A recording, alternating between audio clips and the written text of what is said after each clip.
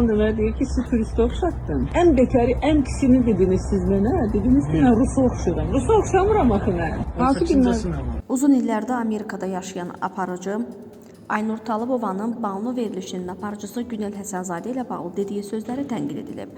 Bakıya gələn Aynur şəhər gəzintisinə çıxıb. İçəri şəhərdə bir şəxs ona yaxınlaşaraq onu Banunun Günelinə bənzətdiyini deyib. Aynur isə Allah eləməsin reaksiyasını verib. Onun bu sözləri sosial şəbəkədə tənqid edilib. Səhifələrdə yayılan videoya yüzlərlə şərh yazılıb və hər kəs Aynurun bu hərəkətinin kobud olduğunu bildirib.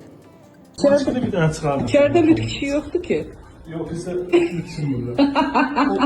Bağlı var ha, veriliş aparan. Allah eləməsin. Rusdan sonra bir də mənə bağlı deyirsin. Allah Allah. Xalq artisti Miri Yusif də robot it alıb. Həmin görüntüləri müğənninin xanımı Nərgiz sosial şəbəkədə paylaşıb.